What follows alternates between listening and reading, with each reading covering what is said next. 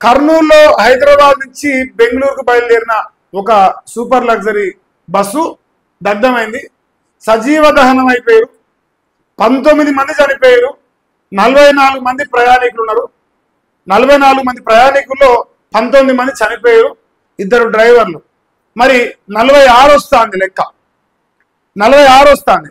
కానీ ఇక్కడ ఒక ట్విస్ట్ ఏంటంటే 25 మంది తప్పించుకున్నట్టుగా, అంటే 25 మంది ప్రాణాలు కాపాడుకున్నట్టుగా వార్త వస్తుంది. ఒకసారి మనం చెప్పాలి, నాకు ఈ వార్త చదివినాక నాకు అదే అనిపించింది. ఫస్ట్ ఏంటంటే 19 మంది చనిపోయారు, ఒక 4 ఫ్రంట్ సైడ్ నుంచి బయటపడ్డారు, ప్రాణాలు కాపాడుకోరు. ఇంకో 21 మంది బ్యాక్ సైడ్ నుంచి ప్రాణాలు కాపాడుకు. ఇప్పుడు ఎంతమంది అవుతారు మనకు? దీంట్లో వచ్చింది 44 మంది ప్రయాణికులు ప్లస్ 2 డ్రైవర్లు, 46 మంది రావాలి లెక్క.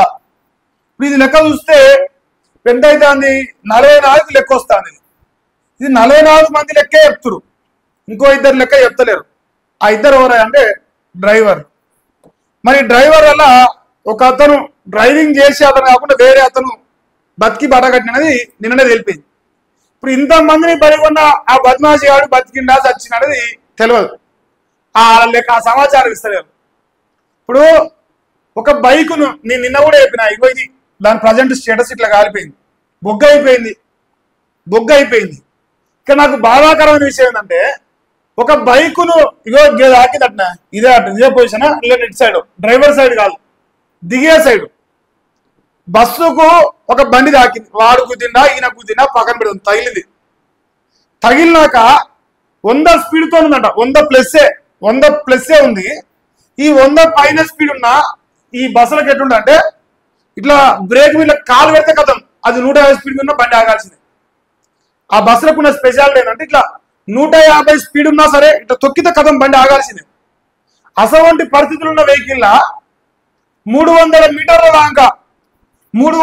దాకా బండి ఆగకుండా పోతే ఆ పెట్రోల్ ట్యాంక్ కి ఆ మంటలు చేరి ఆ రాపిడ్ పెరిగి మంటలు వచ్చేసి చచ్చిపోయారు. ఇది యాక్సిడెంట్ సంబంధించిన వివరాలు వాళ్ళు రాసింది బట్టి నాకు అర్థమైంది కదే. ఇంకో వీళ్ళు రాసి చూసుకోవచ్చు ఒకసారి.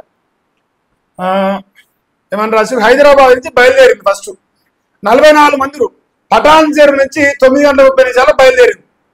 అయితే కర్నూలు జిల్లా చిన్నటేకు క్రాస్ రోడ్ వద్ద ముందు వెళ్తున్న బైకును ఢీకొన్న బస్సు ముందు భాగంలో బైక్ ఇరుక్కున్నప్పటికీ ఇంకో ఇటు సైడ్ డ్రైవర్ ఉన్నాడు, ఇటు సైడ్ ఇరుక్కున్నది.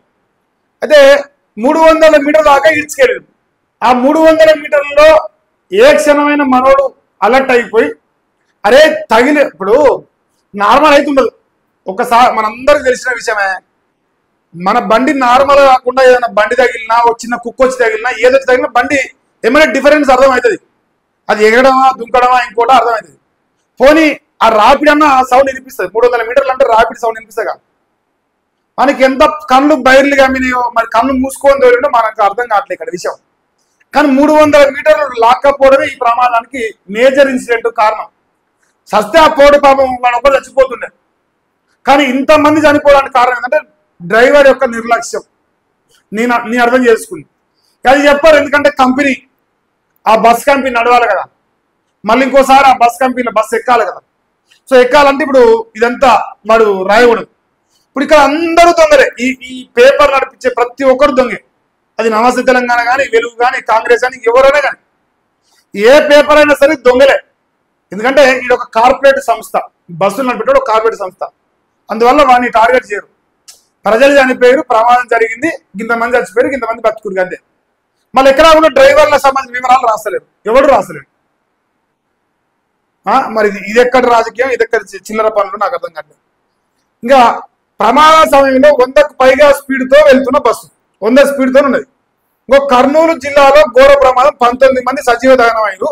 హైదరాబాద్ నుంచి బెంగళూరు వెళ్తుంది బస్సు. మృతుల్లో 2 చిన్నారులు, 6 మహిళలు ఉన్నారు.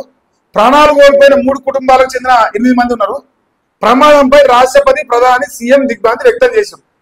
ఇంకా 2 డ్రైవర్లు గమనించాలి, 2 డ్రైవర్లు 44 మంది ప్రయాణికులతో బయలుదేరిన వేమూరి కావేరీ ట్రావెల్స్ బస్సు. ఎంతమందితోని? 2 డ్రైవర్లు 44 మంది, 46 నేను చెప్పిన లెక్క. కర్నూలు జిల్లా చిన్నటేకూరు క్రాస్ రోడ్ వద్ద బైకును ఢీకోవడంతో ప్రమాదం జరిగింది. ఆ బైకే ఇక్కడ మేజర్ యాక్సిడెంట్ కి ఇదైతా ఉంది. బస్సు ముందు భాగంలో ఇరుక్కున్న బైకు పెట్రోల్ లీక్ కావడంతో మంటలు వచ్చినాయి. డ్రైవరు ఆ వెనుకున్న చిన్న అద్దం పగలగొట్టి బయట నలుగురు ప్రయాణికులు. డ్రైవర్ నడుపుతా ఉంటాడు కదా, ఇప్పుడు డ్రైవింగ్ కోసం ఉంటే వాళ్ళ వెనక ఒక అద్దాలు ఉంటాయి, మనందరికి జనరల్ చూస్తూ ఉంటాం. సో దాంట్లో నుంచి ఒక నలుగురు ప్రాణాలు కాపాడుకురు. వాళ్ళు బస్సు వెనుక అద్దాన్ని పగలగొట్టడంతో బయటకు దూకిన మరో 21 మంది, అంటే వీళ్ళు బయటకు వెళ్ళిపోయిన తర్వాత మళ్ళీ వాళ్ళు వచ్చి బ్యాక్ సైడ్ డోర్ పగలగొట్టారు గ్లాసు. దానివల్ల 21 మంది ప్రాణాలు కాపాడు. ఎంత అయ్యారు మొత్తం? 25 మంది అయ్యారు. 25 + 19 ఎంత? 44. 44 పోతే ఇంకో 2 లెక్క రావాలి కదా, ఆ 2 డ్రైవర్లే. ఆ 2 లెక్క చెప్తలేరు, ఏ పేపర్ చెప్పలేదు, నేనైతే ఇంతవరకు చూడలే. ఇంకేంది, ఈలోగా బస్సు అంతటా వ్యాపించిన మంటలు కొంతమంది నిద్రలోనే సజీవ దహనమయ్యారు. మాంసపు ముద్దల్లా మారిన డెడ్ బాడీలు స్పాట్ లోనే పోస్ట్ మార్టం చేసి చనిపోయిన వాళ్ళలో 6 చొప్పున తెలంగాణ ఏపీ వాసున్నారు. మిగిలిన వాళ్ళలో కర్ణాటక, తమిళనాడు, బీహారు, ఒడిశా వాళ్ళు. DNA రిపోర్ట్లు వచ్చాక మృతదేహాలు కుటుంబ సభ్యులకు అప్పగించారు. బస్సు ఢీకొనడంతో స్పాట్ లోనే చనిపోయిన బైకర్ కర్నూలు వాసి. సో ఆ బైక్ నడిపే అబ్బాయి కర్నూలు సంబంధించిన వ్యక్తి. ఇంతమంది బలిగొన్నారు కానీ ఎక్కడా కూడా 46 లెక్క వస్తలేదు నాకు. నీ మార్నింగ్ లేవగానే ఈ న్యూస్ పేపర్ ఫస్ట్ నాకు స్ట్రైక్ అయినదే, అరే 44 లెక్క వస్తుంది, ఇంకో 2 వస్తలేరు అంటే ఇక్కడ కంపెనీని కాపాడే ప్రయత్నం కనిపిస్తుంది. ఆ బస్ కంపెనీ అయితే వేమూరి కావేరి ట్రావెల్స్. ఇంకో నేను చెప్తాను, ఈ ఆంధ్రలో రాజకీయం వేరుంటది. చంద్రబాబు నాయుడు, ఈ జగన్మోహన్ రెడ్డి రాజకీయం చండాలమైన రాజకీయం. అది ఇది ఎందుకో వాళ్ళని కాపాడే ప్రయత్నంలో భాగంగా వాళ్ళ గురించి రాస్తలేదా అనిపిస్తుంది. సరే, వాళ్ళకి ఏం మంచే జరగాలని కోరుకుందాం, కానీ సంస్థ బయటపడవద్దు అనేది వాళ్ళ టార్గెట్ గా అనిపిస్తుంది. అంటే వాళ్ళ చేసిన తప్పేందని ఇప్పుడు వాళ్ళు పట్టుకుంటే చెప్తారు కదా, సమాచారం లేదు, రాయరు, పేపర్లు బానిస కుక్కలు అయిపోతే అట్లా ఉంటాడు. ఇప్పుడు అసలు విషయం ఏంటంటే, ఇక్కడ రిజిస్ట్రేషన్లు అక్కడ తిప్పేది ఇక్కడ. ట్రావెల్స్ ఏజెన్సీల మాయాజాలం. ఎందుకు నేను కంపెనీని టార్గెట్ చేస్తున్నా, ఆ ట్రావెల్ కంపెనీ ఎందుకు టార్గెట్ చేస్తున్నా అంటే ఇది విషయం. ఛార్జీలు, ట్యాక్సులు తక్కువ కావడంతో ఈశాన్య రాష్ట్రాలు యూటీల్లో రిజిస్ట్రేషన్ చేస్తారు. పర్మిట్లు కూడా అక్కడనే తెచ్చుకుంటారు. తనిఖీలు చేయకుండా ఇస్తుండడంతో అక్కడి నుంచే ఫిట్నెస్ కూడా సర్టిఫికేట్ తెచ్చుకుంటారు. మన అధికారులు తనిఖీలు చేస్తే వేధిస్తున్నారంటూ ఫిర్యాదులు చేస్తారు. రాజకీయ పలుకుబడితో ఇష్టార్ రాజ్యాంగం వ్యవహరిస్తున్న యజమాన్యాలు. ఇది పాయింట్. ఇక్కడ రాజకీయ పలుకుబడితో సంస్థను కాపాడుకునే ప్రయత్నంలో ఇంతమంది ప్రాణాలు బలిగొన్నా, ఇంతమంది చనిపోయినా ఆ కంపెనీ సేఫ్ గా పాలిటిక్స్ చేస్తుంది, చాలా సేఫ్ గా. ఇప్పుడు తప్పు ఎవరు చేసిండు, బైక్ కూడా వచ్చి వీని గుద్దినా, వీడొచ్చి వాని గుద్దినా జాంతనే ఆ కంపెనీ కావాలంతే. మళ్ళా ఆ బస్సు నడవాలి, ఆ బస్సు రోడ్ ఎక్కాలి, ఆ బస్సులలో మళ్ళీ జనాలు తిరగాలి. సో అందువల్ల ఇప్పుడు వీడి రిజిస్ట్రేషన్ ఏమో డామినెంట్ డైవ్లో చేస్తాడు, డీడీ ఇవాళ బొమ్మలు వేస్తారు. అయితే ఏపీ ఉండాలి, అయితే టీఎస్ ఉండాలి, అయితే మహారాష్ట్ర ఉండాలి, లేదంటే కర్ణాటక ఉండాలి. ఈ 4 కాకుండా అక్కడెక్కడో కేంద్ర పాలిత రాష్ట్రాల్లో రిజిస్ట్రేషన్ చేపిస్తారు, అక్కడనే ఫిట్నెస్ తెచ్చుకుంటారు, అక్కడనే అన్ని కట్టేస్తారు. కానీ బస్సు నడిచేది మాత్రం ఇక్కడ నడుస్తుంది. ఎందుకంటే ఇక్కడ ఛార్జీలు ఎక్కువట. మరి ఛార్జీలు కిరాయిలు కూడా ఇక్కడనే ఎక్కువదా. ఈ రాష్ట్రానికి రూపాయి ఆదాయం రాదు ఆ బస్సుల వల్ల, కానీ ఈ రాష్ట్రానికి 10 రూపాయలు అన్నీ కాదు. వాడు ఎట్లాంటి ప్రమాణాలు పాటించాడు. ఓడేమో సుత్తలే అన్నాడు, ఓడేమో ప్రాపర్గా దాంట్లో ఎక్విప్మెంట్ లేదని చెప్తారు. ఏది ఈ ఫైర్ యాక్సిడెంట్ సంబంధించినప్పుడు జరిగినప్పుడు ఏది లేదు, కానీ పర్మిషన్ ఇస్తాడు ఇక్కడ కాదు కదా, పర్మిషన్ ఇస్తాడు ఇక్కడ కాదు, వాడు డామినెంట్ హైవేలో ఉన్నాడు. సో వాడు కేంద్ర పాలిత ప్రాంతంలో ఉంటాడు కాబట్టి వాడికి అవసరం లేదు, మనకి తక్కువ ఖర్చు వెళ్ళిపోతుంది, వాడికి 4 రిజిస్ట్రేషన్లు అవుతాయి. వాడు వచ్చి ఇక్కడ బండి నడుపుతాడు, ఆల్ ఇండియా పర్మిట్ తీసుకున్నాడు.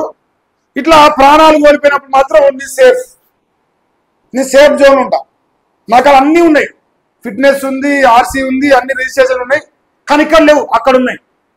ఎందుకు తిరుగుతాను కంటే నాకు ఆల్ ఇండియా పర్మిట్ ఉన్నది. మనుషులను చంపే ప్రోగ్రాం ఎక్కువ ఉన్నాయి. ఇది ఎంత దుర్మార్గంగా అంటే, ఇంతమంది చనిపోతే ఆ కంపెనీ ఇన్సూరెన్స్ ఇప్పిస్తా ఇవాళ ఎవరైనా ఎక్కుతురా, మరి అలా ఇలా పోతారు కదా, మళ్ళా పటాన్చేరు నుంచి మళ్ళా బెంగళూరు బండ్లు పోతాయి. సో నిన్న పోవచ్చు, ఈరోజు కూడా పోతాయి. జర సోచా ఇన్సూరెన్స్ అవసరమైతే గంట లేట్ అయినా ట్రైన్ ఎక్కిపోయి. కళ్ళు మూసుకొని తోలితే ఇలా ఇంత కాడికి వచ్చింది, ఇంతమంది సజీవ దహనం అయిపోయారు. నేనైతే కళ్ళు మూసుకొని తోలినట్టు అనుకుంటున్నాను, నా ఉద్దేశం. అన్ని పేపర్లు ఇదే వార్తల. ఇంకో అయ్యో పాపం అట, ఒక్కొక్కరిది ఒక్కొక్క కన్నీటి కాదా. మస్కట్ నుంచి పెళ్లికి వచ్చిరట, తల్లి కూతురు సజీవ దహనమయ్యారు.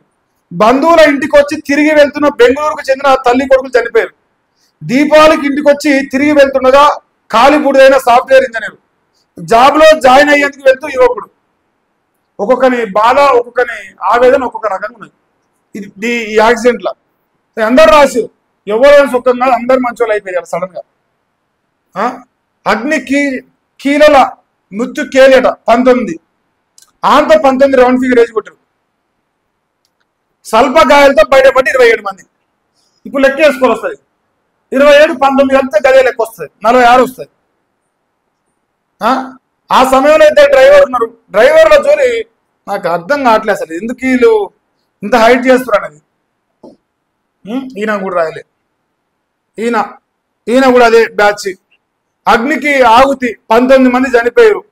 అందరికీ సానుభూతి, ఎందుకంటే పొలిటికల్ న్యూస్ కాదు కదా, కానీ ఇందులో పాలిటిక్స్ జరిగినాయి. 19 మంది ఎవడన్నా రాస్తలేరు ఇద్దరు డ్రైవర్ల జోలి. పోయి డ్రైవర్ బతుకున్నామని రాయాలి కదా, ఆ డ్రైవర్లు క్షేమమే అది రాసినా మీరు తృప్తి పడతాం కదా. ఎందుకంటే వాడిని ఇప్పుడు అరెస్ట్ చేస్తారు. వాడు అరెస్ట్ చేస్తే నిజాలు బయటకు వస్తాయి. నిజాలు బయటకు వస్తే ఏం జరిగింది అనేది బయటకు వస్తే ఆ కంపెనీ మూత పడుతుంది. ఆ కంపెనీ సీజ్ చేస్తే బస్తున్నాడు. సో ఇట్లా ఇది పొలిటికల్ ప్రొపగాండాతో వెనకంగా నుంచి మొత్తం నడిపించి కథ నడిపించి చనిపోయారు, సచ్చిరు, ఇంతమంది బతికిరు, ఇంత జరిగింది. ఇంతవరకే మన దగ్గరికి చేస్తుంది. అంటే మనం ఏదో సినిమాలో చూస్తాం, ప్రజలకు ఎంత చెప్పాలో గంతే చెప్తాయి రాజకీయ పార్టీలు, లేదంటే పేపర్లు అంటూ చూసినావు. మనకి ఎంత చేరాలో గంతే చేరుతుంది, మిగతా చేరదు. ఇది నమస్తే తెలంగాణ, ఈయన కూడా గంతే రాసింది. అందరికీ సానుభూతుంది, ఎందుకంటే అందరూ మంచోళ్ళే. ఇప్పుడు అందరూ మంచోళ్ళే, కానీ రొయ్యల ముట్టడికి దొరకలేదు. సో ఎట్లా చనిపోయారు, ఏ కారణం, అసలు 300 మీటర్లు ఎందుకు దొరకపోయినాడు, మన కళ్ళు కనపడలేదా, పోనీ చూసిన లైట్ తీసుకుండా జారిపోయింది అనుకుండా, లేదు యాక్సిడెంట్ అయ్యింది వాడు ఎడదొచ్చిండో, వాడు చస్తే నా మీద ఏదైనా భయానికి గురికిండా, అంతే కదా. మనం తెలుసు కదా, రోడ్ల మీద యాక్సిడెంట్ జరిగినప్పుడు సడన్ గా జరిగింది, తగిలింది, బండి ఆపితే వాళ్ళు ఇప్పుడు అందరు వచ్చి మనల్ని కొడతారు, లేదంటే చచ్చిన మన మీద పడుతుంది, కేసు అవుతుంది. ఆ భయానికి ఏమన్నా దొరకపోయినా ఇవన్నీ విషయాలు బయట అంటే ఫస్ట్ మనిషి బతుకున్నా లేదో తెలియాలి. బతుకుంటే వాడిని విచారణ చేయాలి. విచారణ చేస్తే ట్రాన్స్పరెంట్ విచారణ చేస్తే విషయాలు బయటకు వస్తాయి. అదంతా జరగదు, అయిపోయింది. సో చనిపోయిన కుటుంబాలకు మరి 2 రాష్ట్ర ప్రభుత్వాలు ఎక్స్గ్రేషియో ప్రకటించినాయి. ఒక మనిషికి విలువ ఏంటంటే నువ్వు సస్తే నీకు నీ పైసలు వేయడమే నీ శవానికి, నీ ప్రాణానికి ఉన్న విలువ. ఈ రాష్ట్రంలో కానీ దేశంలో అందరికీ అదే ఉంది. కానీ చనిపోయినోనికి న్యాయం చేయడానికి ఏమైనా అవకాశం ఉందా అనేది మాత్రం మనకు అవసరం పట్టదు. సో ఈజీ కదా, జనం సొమ్ము కదా, మన ఏ జాగిరి తీసిచ్చేది ఉండదు. జనం సొమ్ము వానికి అయితే అయిపోయా. సో ఎక్స్గ్రేషియో ప్రకటించారట 2 రాష్ట్ర ప్రభుత్వాలు. ఈ వార్తకు సంబంధించి ఇదే సమాచారం నిన్న మన సాయంత్రం చూసినప్పుడు లైవ్ స్ట్రక్ అయ్యేది.